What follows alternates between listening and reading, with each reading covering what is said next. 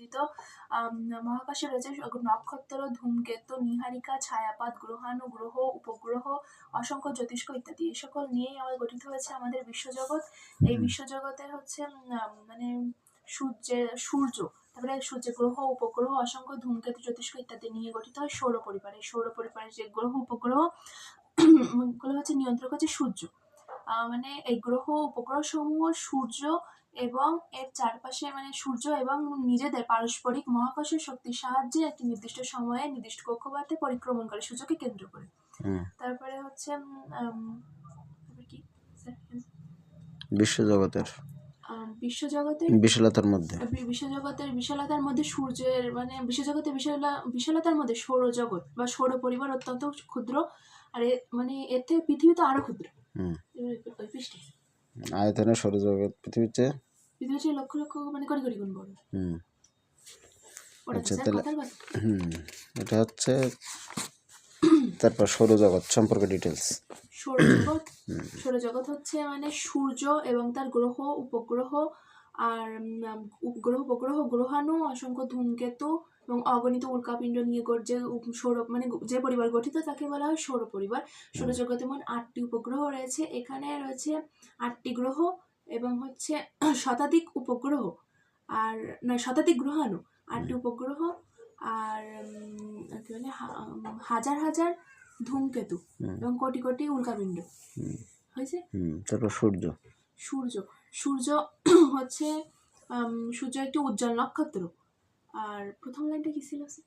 সৌরজগতের সকল গ্রহ উপগ্রহ নিয়ন্ত্রক হলো সূর্য। সূর্য একটি উজ্জ্বল নক্ষত্র। আর সূর্য একটি উজ্জ্বল নক্ষত্র। পৃথিবীর সঙ্গে সূর্যের সম্পর্ক অত্যন্ত ঘনিষ্ঠ। সূর্য পৃথিবী থেকে মোট 13 লক্ষ গুণ বড় এবং এদের দূরত্ব হচ্ছে প্রায় 15 কোটি কিলোমিটার। মানে সূর্যের যে উপরিভাগে যে উষ্ণতা সেটি হচ্ছে 57,000 ডিগ্রি সেলসিয়াস। 57,000 degree Celsius. হ্যাঁ, আর হচ্ছে সূর্যের যে ব্যাস সেটা হচ্ছে 13,84,000 কিলোমিটার। আর হচ্ছে উপরিভাগের উচ্চতা সূর্যের উষ্ণতা 57,000 ডিগ্রি সেলসিয়াস। আর হচ্ছে তারপরে বিরাট দূরত্বের সাপেক্ষে যে সূর্যের যে অতি সামান্য তাপ এবং আলো পৃথিবীতে এসে পৌঁছায়, এ থেকে পৃথিবীর সকল প্রাণী, উদ্ভিদ এবং প্রাণীর সকল প্রয়োজন মেটে। অন্যান্য গ্রহ এবং উপগ্রহের যে আলো এবং তাপ তারও উৎস হচ্ছে সূর্য।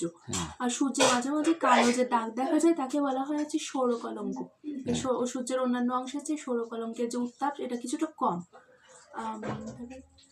তারপর শতকরা 55 সূর্যের শতকরা 55 ভাগ হচ্ছে হাইড্রোজেন এবং 44 ভাগ হচ্ছে হিলিয়াম এবং 1 ভাগ হচ্ছে অন্যান্য গ্যাস দ্বারা গঠিত।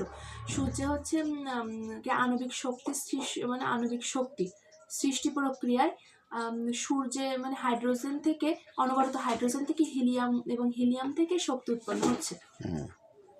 প্রতিদিন প্রায় সূর্য প্রতিদিন প্রায় নিজ অক্ষের মানে 25 দিনে নিজ অক্ষের উপর একবার আবর্তন করে। সূর্যের আলো তাপ ছাড়া পৃথিবীতে উদ্ভিদ কিছু জন্মদান এবং স্পন্দনও কল্পনা করা যেত। গ্রহ বলবা? হ্যাঁ, বলো। গ্রহ হচ্ছে মানে সূর্যের চারদিকে কেন্দ্র করে গ্রহ মানে নিজের মহাকর্ষণ শক্তির সাহায্যে